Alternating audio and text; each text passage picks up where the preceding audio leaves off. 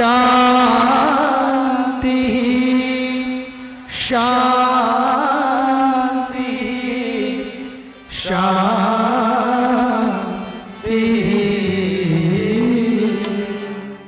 If Shiva is the one who destroys or dissolves, well, the other day, Puja Swamiji was speaking about the churning of the ocean. And when the ocean was churned, how what came out of the ocean was first poison. And in order to keep churning, in order to get the Amrit, that nectar of immortality, well, somebody had to do something with the poison. And Lord Shiva came forward and drank it. He couldn't take it down into his system because, of course, as God, the whole world lives inside him. And so he couldn't swallow it because it would destroy the world inside. But if he spit it out, it would destroy the world outside. And so he held it in his throat and actually came to sit here in the Himalayas. This is where we have the Nilkand Mahadev temple, which literally means blue throat. And so it said that when Lord Shiva held the poison in his throat, that his throat became blue and he came and sat here to meditate. So the question is, well, shouldn't that have been Vishnu's job? If what we're talking about is a sustaining of the universe, shouldn't that have been Vishnu's job? The whole concept of the breaking of them is something that when you get into the heights of Advaita Vedanta, when you get into the depths of that teaching, all of the distinctions and the borders and the boundaries dissolve. So it's not about here's creation over here, here's sustenance over here, here's destruction over there, but it's one. It's happening simultaneously, which is what quantum physics is now beginning to tell us the same thing. We used to look at time as linear. Creation, you're born. Sustenance, you live for a while. Destruction, you die. End of story. Or even should you believe in reincarnation, again, you're born, you live, you die. It's still linear. It just may be on a repeat cycle. But quantum physics is now telling us what the scriptures have been saying for thousands of years, which is that actually it's all taking place at the same time. Which is why, and I'll come back to this in a moment, but it's why when the masters have access to information that breaks these rules of time and space. So the master can know what's happening in Los Angeles right now, defying the law of space. I mean, most of us could not tell you what's going on there right now because we're here. And the law of space says we can only be in one place at one time.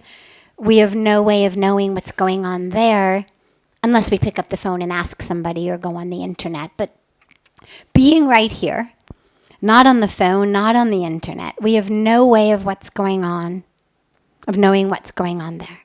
Similarly, the law of time says we have no way of knowing what's going to happen next week. The law of time. But on the deepest level that now quantum physics is telling us the same thing, is it actually isn't quite so linear. There isn't this just intersection as we think of it, of time and space, but it's actually space-time. And a lot of it is all happening simultaneously. I don't understand the nuances of quantum physics nearly as well as I would like to. But with regard to your question simply, it's not quite so linear and distinct. On the other hand, let's go back to the story and see whether we can't figure it out from the story. Well, the story began by the deities, the devtas,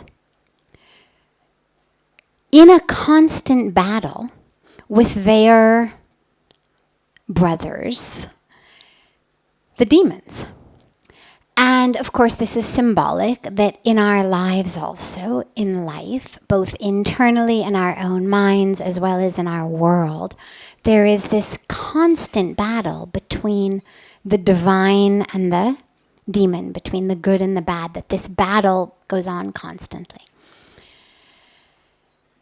Because the demons were always prepared to use all sorts of non-kosher techniques to win the battles, they were winning, as happens in our world frequently.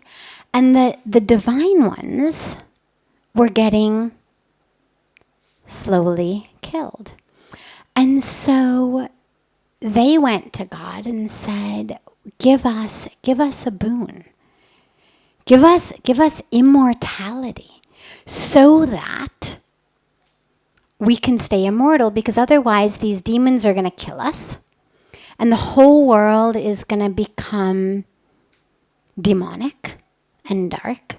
And so we need this boon of immortality. And so what they were told was, okay, there is this nectar of immortality, but in order to get it, you have to churn the ocean. And in order to churn the ocean, you're going to need the help of your brothers, the demons. You can't do it all yourself. You're going to need their help. And so together, as they're churning, so many things come out of the ocean before the nectar comes out. I won't go into the whole list of all of the things that came out of that ocean. But one of the things that came out was poison. And as Pujya Swamiji always says when he speaks about the story, in our lives, as we're churning, whether it's a churning in our mind, whether it's a churning in our lives, we're looking for nectar. But so frequently poison comes out. And we shouldn't worry about that. And so we have to keep going. A lot of people, when that comes up, whether it's in meditation, in our other spiritual practice, whether it's in psychotherapy, whatever it may be in, a lot of people run from it and say, forget it. I'm not getting better, I'm getting worse. And what the teaching is, keep going. The nectar will come. But first, the poison has to be dealt with. And of course, nobody wants to deal with the poison.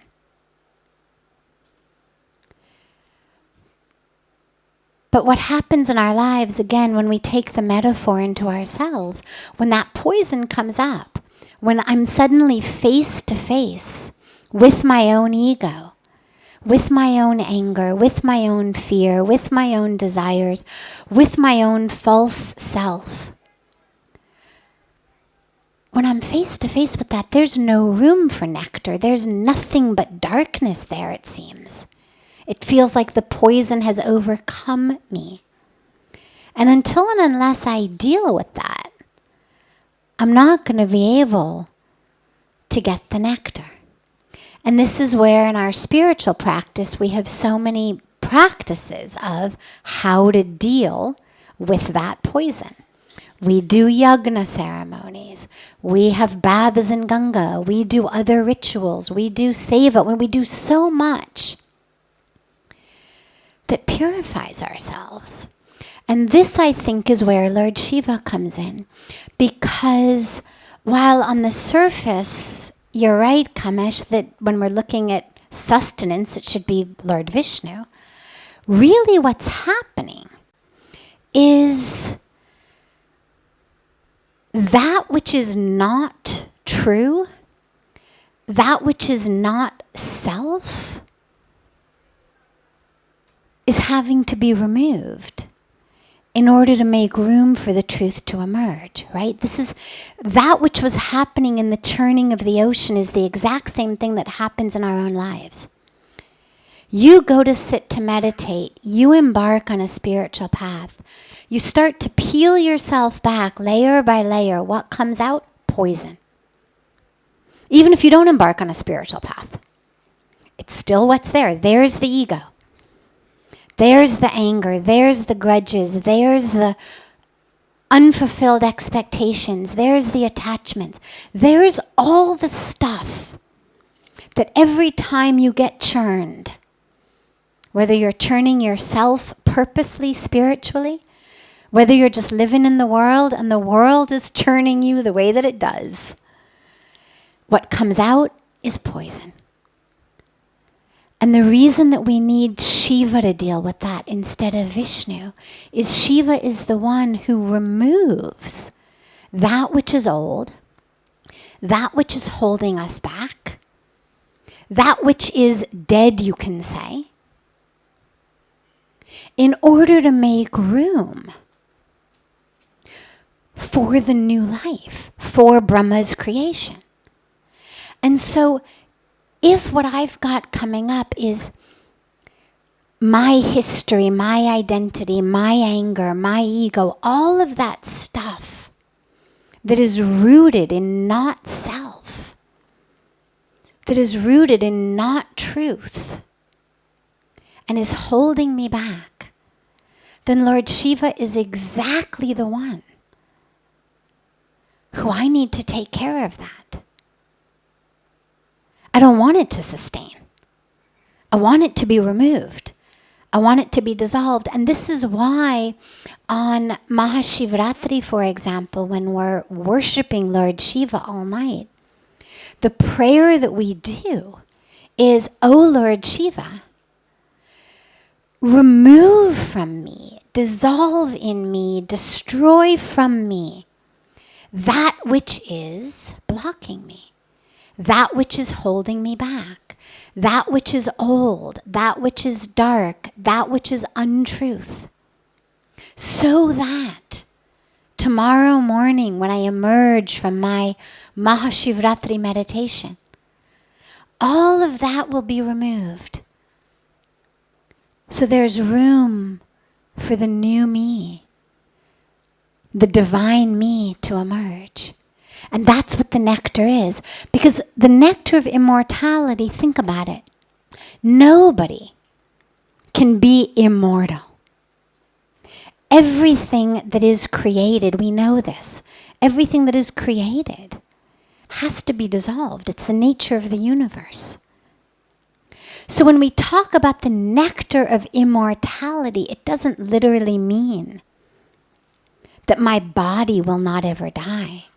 When we pray in our prayers to lead us from death to immortality, it doesn't mean literally make my body free from the laws of nature. It doesn't mean make my body age-proof, wrinkle-proof, falling apart proof. It means, oh God, lead me from my identification with that which is mortal. My identification with this body. Identification with my career, my relationships. From that identification to an identification with that which is immortal in me, my soul, spirit, consciousness, the truth, the capital T truth. So in order for the nectar of immortality to emerge, the poison, the ignorance that keeps us stuck with the mortal had to be removed by Lord Shiva.